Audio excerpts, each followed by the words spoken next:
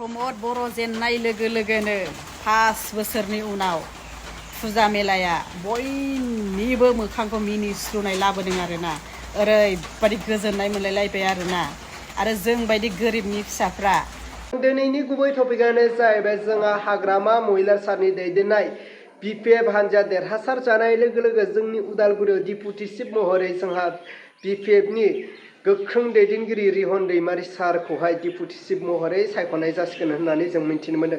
फारसेथिं जोंहा उदालगुरियाव मिनि सेक्रेटारि लुनायनि बाथ्रा जोंहा बे बाथ्राखौ बुंदों जोंहा बिक्रम दैमारि सार स' बिपिएफनि सासे गोख्रों दैदेनगिरि बिथाङा स' बिथांनि खुगानिफ्रायनो जों गासैखौ मिन्थिनो मोनगोन जोंनि उदालगुरियाव मा जानो थांगासिनो आरो मा जानो फैगासिनो जोंनि बे उदालगुरि डिस्ट्रिक्टनि सिङाव थानाय उदालगुरि जायगायावनो जोंहा मा जानो फैगासिनो नोंथांमोना फारसेनिफ्राय जोबजासे नायलांनो मोनगोन। अब्ला जों रायजो राजाफोर खाथियावनो थांनानै जों खाथियावनो बायदिसिना बाथ्राफोरखौ रायलायहैनो हागोन। अब्ला रायजोफोर नोंथांमोना बिक्रम दैमारि सारनि बिबुंथि बा बिथांनि बुंनाय बाथ्राफोरखौ खोनासंलांग्रोदो अब्ला आङो स्क्रिनाव होबाय।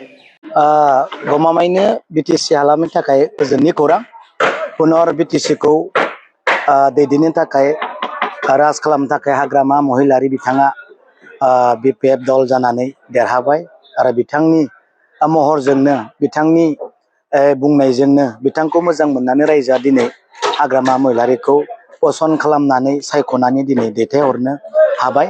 दा बेनिखायनो जों गोबां हाजार बिटिसि रायजोनि दैदेनगिरिफोरखौ गुबुन जनगोष्ठी गुबुन कमिउनिटि गासैखौबो जोङो साबायखर बावनांगौ बयनिबो अननाय हेफाजाब हाग्रामा महिलारिया मोनदों।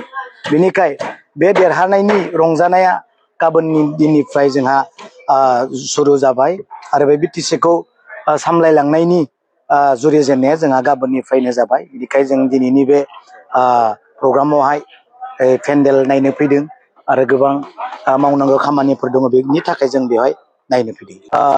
ओरैनो मैया बुंनाय बायदिब्ला 10 जन होननाय खोनादों। दा हयथ' दिनैनि मोनानि गेजेराव आरो माबा मोनसे रायज्लायबावनोबो हागौ आरो बेनोबो थानोबो हागौ।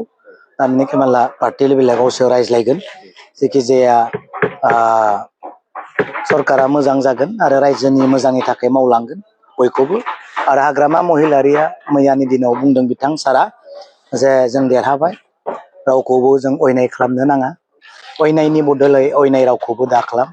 सोरबाया जोंखौ गाज्रि मोनदोंब्ला जों गाज्रि मोननाङा जों सरकारा मोजां सालायलांनांगौ अयनायनि बदलै अयनाय गाज्रिनि बदलै गाज्रि बिदि रावखौबो दा खालाम होननानै हाग्रामा महिलारिया मैया बे मिटिंनि गेजेराव बुंदों। गुबुना बायदिसिना खोथा बुंनो हागौ साननो हागौ नाथाय जों बिदि दा खालामदे होनना सारा बिराद मोजां रायजोखौ बा पिएमबि बेखौ मैया बुंनाय जादों।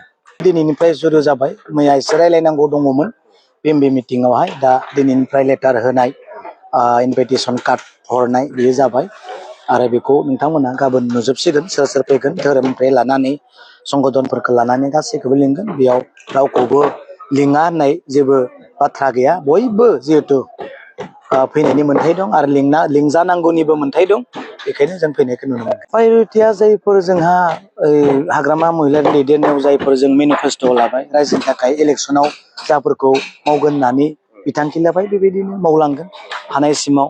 हा पट्टानि खोथाखौ सारा बुंखाबाय आरो पावार जिथु 16 डिपार्टमेन्ट बिनि खोथाखौ बुंखाबाय आरो रेभिनिउ डिपार्टमेन्टनि फैसा जिथु स्टेटआ लाङोमोन बेफोरखौबो लाबोफिननायनि खोथा जोङो रायज्लायगोन निस्सय आरो बिदिनो मोजां खुंथाय जागोन होनना आसा खालामो। बेखौ दा बुंनो हाया बेखौ अपारमेला बुंसिगोन। जुदि बोरै मोनसे खोथा दङ जिहेथु सरकारा बिजेपि गोजौआवबो गाहायावबो एसेबां नाजानानैबो जुदि नोङो सरकारजों मिलायनानै थायाब्ला नोंनि नाजानायाबो जेबो गैया। होग्रायानो बिसोरसो होग्राजों जुदि लाग्राया जुदि थायाब्ला नों मा मोननो। 28टा केन्डिडेट देरहानानै बिजाथि देरहानानै नों हा पट्टानि खोथा बुंबाय नोङो 16 डिपार्टमेन्टनि खोथा बुंबाय सेंग्रा सिख्लाखौ जौगानायनि खोथा बुंबाय बोराय बेंथननोबो माबा मोनसे होगोन होननानै खोथा बुंबाय बेफोरखौ मावनोबा सरकारजों थानांगोन। सरकारजों थायाबा नों जेबो मावनो हाया 5 बोसोरावनो गोग्लैगोन। बिनिखायनो हाग्रामा महिलारिया बुंदों बिथांमोना अनोब्ला बिथांमोना जोंखौ पसन्द खालामदा जों थांगोन आरो थांनायनि उद्देश्यआनो जाबाय जों खामानि मावनोसो थांगोन। माने सरकारजों थायाब्ला नों जेबो खामानि गैया। जोङो बिजेपिखौ नाङा सोरखौबा नाङा होननानै जों जुदि थायोबा बिथांमोनासो जोंनो होग्रा नङा होमबा बिथांमोननो जों थायाब्ला आन्डारस्टेन्डिंआव थायाबा नों मा मावनो नोंनि कमिटमेन्ट लानाय रायजोनो होनाय रादाया जेबो जानाय नङा बेनिखायनो जोङो मिलिजुलि सरकार सालायलांनांगोन रायजोनि खामानिखौ मावनो थाखाय डिपुटिशिपखौथ' जोंहा माबाखौनो बुंखाबाय थादों रिहन दैमारि सारखौनो स्पिकारफोरखौ सोर जागोन उनावसो मिथिसिगोन ना होमबा बाखिया जोंहा खुसिजों मोनदों डिपुटिशिप जों उदालगुरियाव मोनगोन आरो ओमफ्राय फार्स्टथिं आरो मिनिस्टार सेक्रेटारियेट जागोन होननानै जोंहा सारा बुंदों बेथ' बिराद खुसिनि खोथा बेफोरनो रायजोनि गोसोखौ जय खालामनो हादों हाग्रामा महिलारि सारा बे जाफुंगोन आरो जानायखौ जों लुबैयो प्रमद बर' जेननाय लोगो लोगोनो 5 बोसोरनि उनाव फुजा मेलाया बयनिबो मोखांखौ मिनिस्लुनाय लाबोदों आरोना ओरैबादि गोजोननाय मोनलायलायबाय आरोना आरो जों बायदि गोरिबनि फिसाफ्रा